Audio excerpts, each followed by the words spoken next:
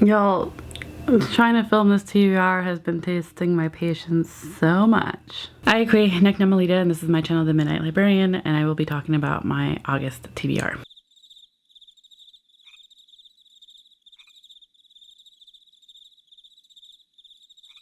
I have filmed this so many times now, it's not even freaking funny. So my apologies for being gone for a week. I was on vacation, pre-filmed, pre-edited so that I wasn't missed during that vacation. The same with the week afterwards, but the weekend after that, I was not prepared for how much work was going to need to be done or how much motivation I would have to do it, or the lack thereof. We went tubing down the river and I had stuff pre-filmed, didn't end up editing, which I should have. Because then I would have found out that the mic that I am testing was not on and was not working. I did not find that out until after filming my August TBR earlier today and then trying to edit it and realized there was no sound. I ended up watching my 2023 goals video for a check-in video and realized that my audio sucks. So what I hear through Adobe, which is my editing software, is different than what you hear through YouTube. So please let me know if anything like that happens. If you have any suggestions of how to make my video quality better. I'm hoping this works. So I'm currently using the Rode video mic I have checked out through the library that I work at. I heard that this was one of the better quality ones. I was really happy to hear that we had it and so that I could test it out. So I'm hoping my audio is better. Please let me know.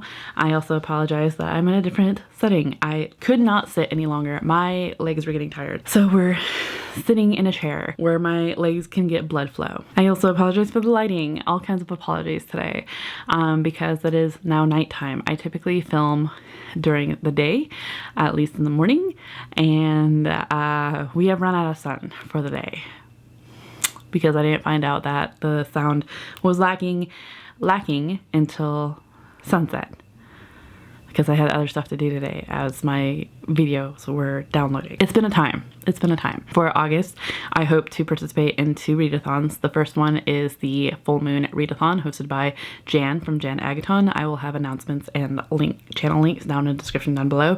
I highly suggest you go check them out because they will explain it a whole lot better than I can. So the full moon readathon is in the month of August. This is the second year Jan is doing this, and I think it's kind of a play on her full moon book club, which is now Patreon only. I didn't participate last year. It looked really fun though, but I am planning on participating this year. It's from August 1st to August 13th, and basically there are 4 characters: skeleton, jack-o'-lantern, vampire, and gargoyle. Each character has 3 prompts. 2 of those prompts are reading prompts to help you choose your TBR. You can stack the prompts, so you can choose one book for multiple prompts across multiple characters. There are also regular like challenge prompts, so like I don't know if it's to take a photo of your favorite graphic tee or to wear it, or get / make something that is pumpkin flavored, stuff like that. So basically once you complete the prompts, you collect the characters. I'm glad that the reading prompts can stack though, because this next readathon is all month long and that is not, stacking prompts is not allowed. And that is the magical readathon hosted by G over at the Book Roast. This is a really in-depth, really detailed and process of a readathon. All kudos to G for creating this and like basically one-upping herself every readathon. So this readathon is very much inspired by RPG games and D&D. Like I said, I'll have everything linked down in the description down below. Not everything, but I will have G's announcement linked down below, as well as her channel. I highly suggest you go check out her channel. She has like a how-to of where to start when it comes to the magical readathon, as well as a playlist. Basically, for August, we are heading into the fall equinox, or the fall semester for Aurelium, the magical school we attend. We have chosen a career back in spring. We are now taking tests and we need certain grades for each class, pending on our careers. So for spring I had or for this year I guess I chose the wild form druid career. So I have 12 prompts I need to complete in the month of August, and I can't stack any of them. I'm fine, I'm gonna die. With that in mind, I am not doing my Pokemon cards choose my TBR this month just because it was gonna be too complicated. There was at one point where I tried and just it was not working. It was not working for me, y'all. So I just couldn't do it. I will have my Pokemon playlist, Pokemon Chooses My TBR playlist down below if you want to check that out. It will hopefully be back in September, though there is another readathon that I am keeping an eye out for. That typically happens in September, but I'm pretty sure they will stack better in terms of the prompts. With that in mind, I'll go ahead and go over my magical readathon prompts, and basically if they happen to also work for the full moon readathon, I will let you know. So the first class that I need to get okay, so that's one thing. For the classes, there are 3 grades. O, I forget what it stands for, is the first grade. Second grade is Q for qualified, and D is for distinguished, which is the highest grade. So for certain classes, there are certain grades you need to get. You cannot get a D without also fulfilling the O and the Q prompts, if that makes any sense. Go check out G's channel. So for animal studies, I need a D. So I have 3 prompts to fulfill for animal studies. The first one being introduction to domestic creatures or pet pick. So for this, I have my mom's cat Jack, who is a Maine Coon and loves treats. I will have a clip of that inserted now.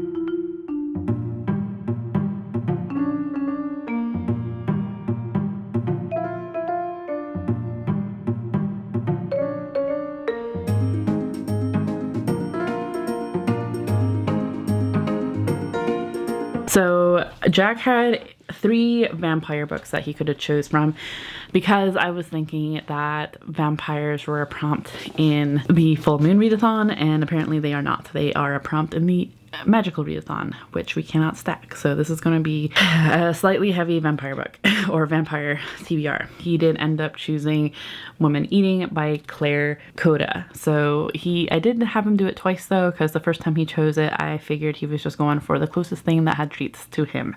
So when I picked him up, laid down treats again, and then sent him back down, and he went for this a second time, I figured, okay, this is the book we're going with. This one is following Lydia, who is a vampire. She's always wanted to try food that her Japanese father was always eating, and she is living away from her mother for the first time in a long time. Her mother is the vampire. Lydia is now living in London and is finding humans fascinating, particularly the culture, their food, their eats, etc. But that's not what she can sustain herself off of. She needs to sustain herself off of blood, and pig's blood particularly she is finding is harder to get a hold of than she thought. So it's kind of, from what I understand, a slice of life vampire trying to live in a human world type deal, or among human society type deal. I've heard mixed things about it. I don't remember what specifically those mixed things were. I know Jan from Jan Agaton found this all right, but not great. And I've heard similar feelings from like from Sid's Bookworm, and others, I believe. But so we'll see how I enjoy it. I want to thank Harper Via for sending this finished copy to me. For the Q grade, it's the Dragon Chicken Hatching, and that is to read a debut book. And for this, I have one picked out through Libro, and that is going to be The Wicked Unseen by Gigi Griffis. This is going to be an audiobook that I'm going to listen to. So it's narrated by Elena Ray and Georgiana Marie, and this is a young adult horror from what I understand. Basically, we're following Audrey. who is a new girl in town and is having trouble fitting into the community, that believes there is a secret satanic cult conducting rituals in the woods. And they're not accepting her family, whether it's because she has a nose ring or because she has an obsession with horror movies or because her family has a collection of Ouija boards. Basically, they're not fitting in. So when the preacher's daughter / Audrey's crush disappears, they're quick to point fingers at Audrey. So when the police start harassing her family and the community that they live in start blaming demons for the disappearance of Ella, the preacher's daughter / Audrey's crush, Audrey believes it's up to her to find out what happened to her friend. So this one sounds really interesting.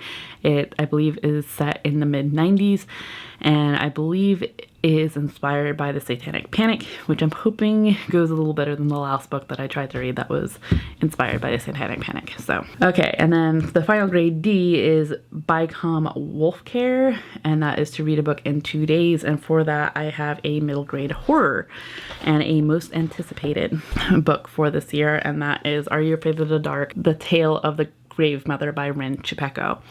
I have read Rin Chupeco before, like once. I believe I have series. I see The Shadow Glass and The Heart Forger. I can't remember what that series is called. Those are the final 2 books. The Bone Witch Saga. But I haven't read anything else by them. But this is a horror middle grade following Zane, whose family just moved to Solitude to basically lay claim of ownership of a manor that is in the town that has this legend of being the former home of a wealthy heiress who was responsible for 3 orphan children going missing.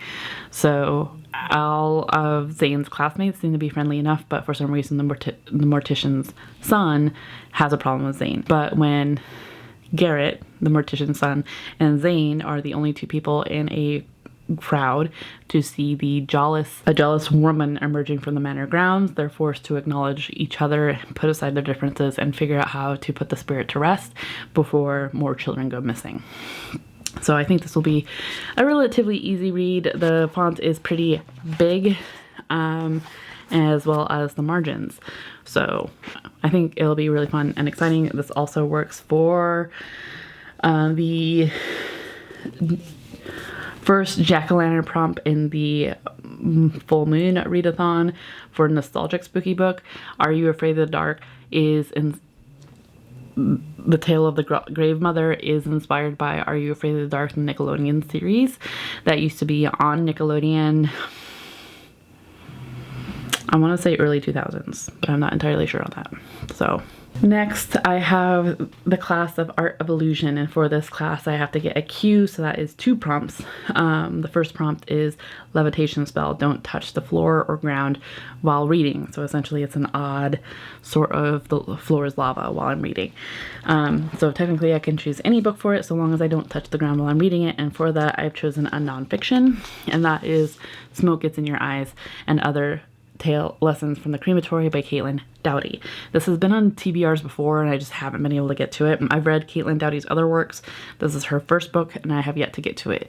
Caitlin Doughty is a mortician down in the LA area. She has a YouTube channel and is constantly pushing boundaries when it comes and trying to push the taboo of talking about death in society. So this one is basically her getting into being a mortician / taking her first job in a crematory and having basically morbid curiosity be her life's work. So I'm excited for this. I think it's a relatively short book that I should be able to read no problem without touching the floor.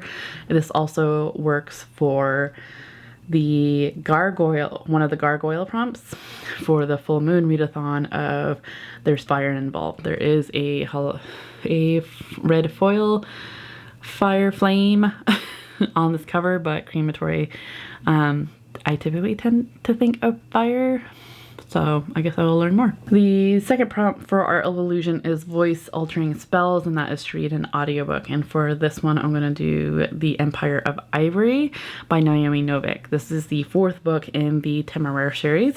If you have not been here for a minute, you will not know, I guess, that I have been trying to get through this series all year. It seems to be every other month that I want to pick this series up. This is a rollover from July that I wasn't able to get to it. And essentially, Temeraire is a series where it's a historical fantasy series. We are following Captain William Lawrence, who is the captain of a ship for the British Royal Navy as they fight Napoleon.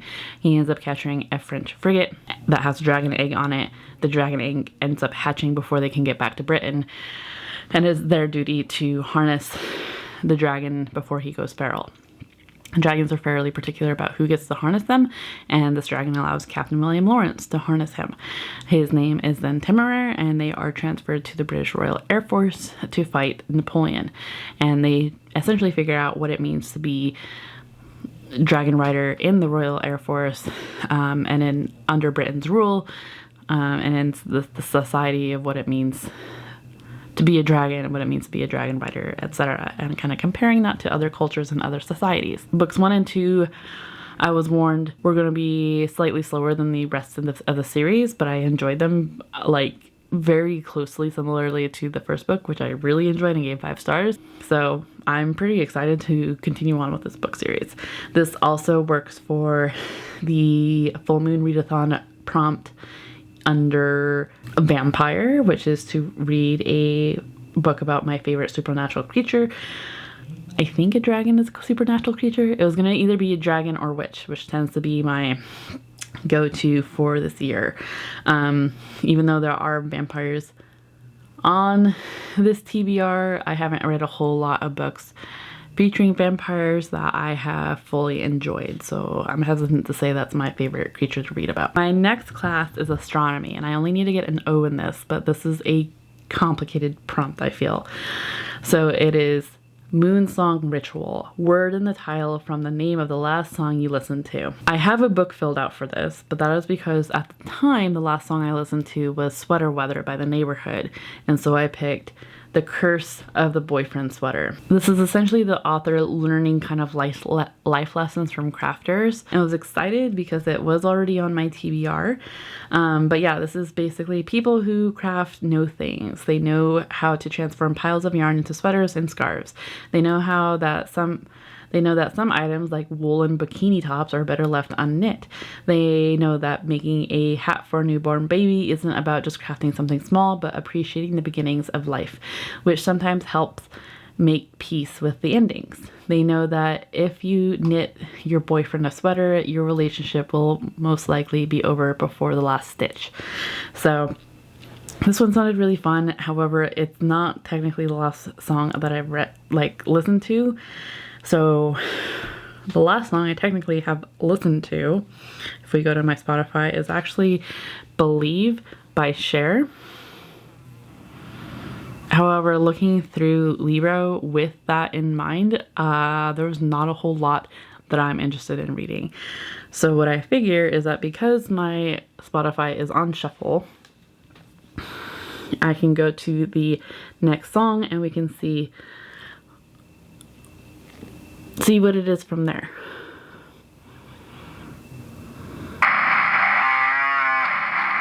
Interesting. So Twisted Transistor by Korn. To see what pops up. 5 minutes later. I'm seeing a lot of what looks like romance.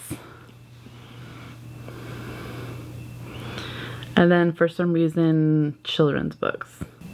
I'm not seeing anything that is completely standing out to me. I mean, Twisted Treats is on here, but I've already listened to that. So I think I may just stick with The Curse of the Boyfriend Sweater.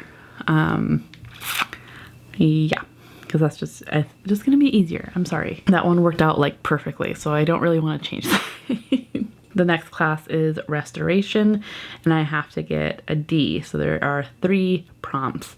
The first one is Induce Sleep, and this is to start a book before I go to bed. And for this one, I chose How Can I Help You by Laura Sims. This one, we are following Margot, and that's not her actual name. Her current employers and coworkers don't know much about her, but including the fact that she used to be a nurse and had a lot of patients that would die early. So to curb certain urges, Margot switches professions and becomes a librarian in a public library. but when they hire a new coworker who is a recent grad student and failed novelist, she is immediately suspicious of Margot. Suspicions grow even higher when one of their patrons is found dead in the bathroom. So that's all I know. That's all I really want to know.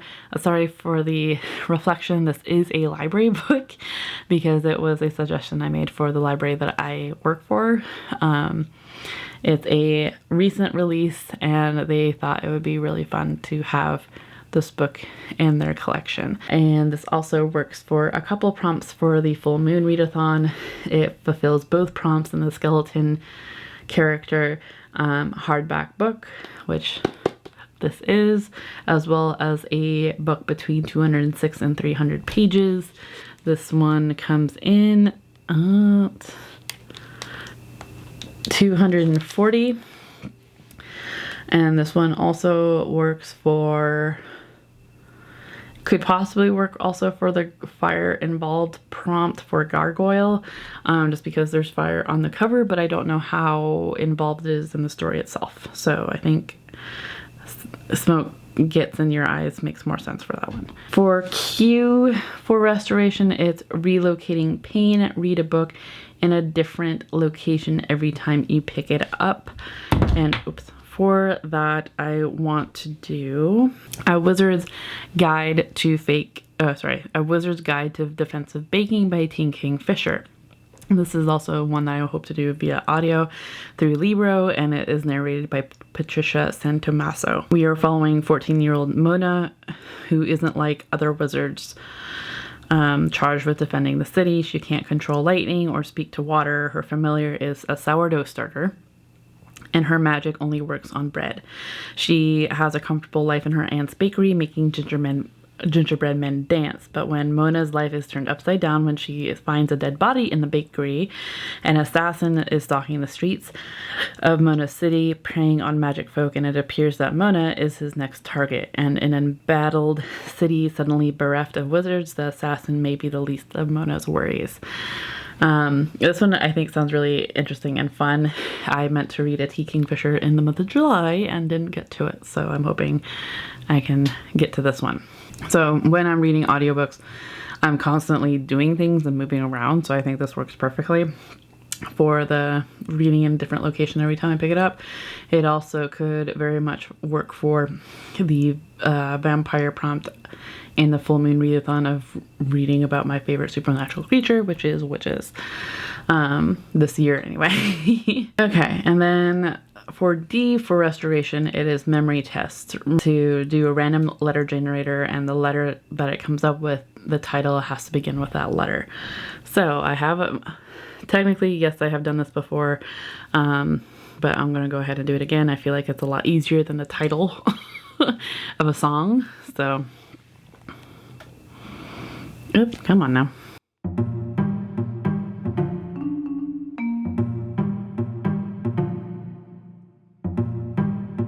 What is that? Oh, G. Ooh, Ghost Tamer would be good, but that doesn't come out until September. Gone Wolf would also be really cool, but that doesn't come out until October. I'm gonna go ahead and pick The God of Endings by Jacqueline Holland, which sounds like another vampire book in all honesty, but I'm okay with this. So this is narrated by Saskia Marlveld, and we are following Colette Lessange, who is a lonely artist who heads an elite fine art school for children in upstate New York.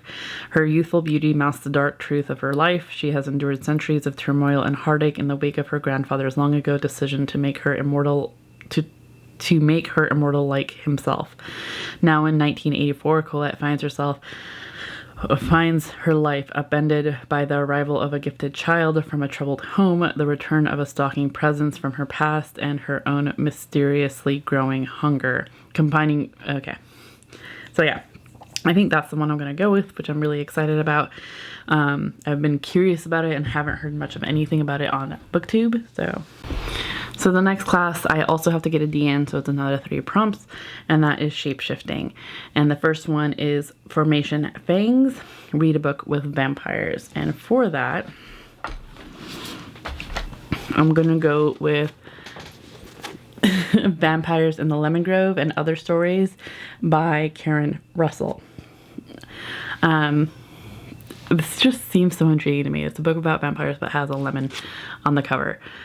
Within these pages, a community of girls held captive in a Japanese silk factory slowly transmute into human silkworms and plot revolution. A group of boys stumble upon a mutilated scarecrow that bears an uncanny resemblance to a missing classmate that they used to torment.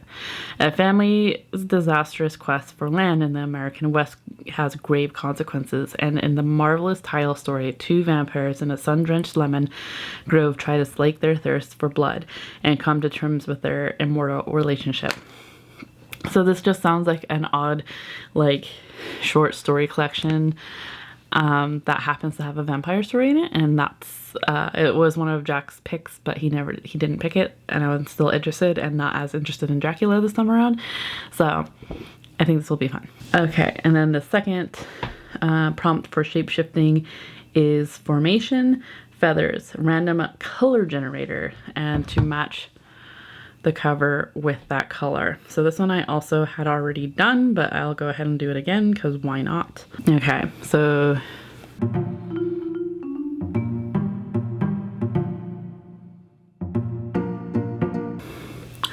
ochre brown. I feel like I need to go to Libro again. This ghost tamer again would work great. Okay, so I feel like this one would be a fun one, and it has various shades and tints of brown in it, and that is No One Goes Alone by Erik Larson.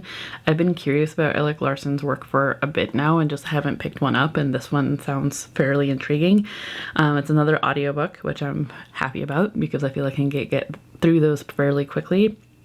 So it's 7.5 hours long, which I'm sure can be shortened when I increase the speed, but it's narrated by Julian Ryan-Tutt and Erik Larson. And basically we are following a group of researchers who set sail for the Isle of Dorn in the North Atlantic in 1905 to explore the cause of several mysterious disappearances, most notably a family of 4 who vanished without a trace after a week-long holiday on the island. Led by Professor James, a prominent member of the Society of Psychical Research, they began to explore the island's sole cottage and surrounding landscape in search of a logical explanation.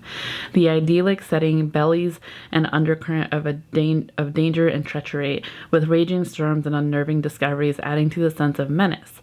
As increasingly unexplainable events unfold, the now stranded investigators are unsure whether they can trust their own eyes, their instincts, one another, or even themselves.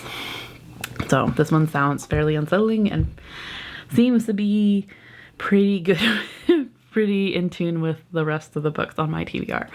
And then my final prompt for shape-shifting is inanimate objects, chair.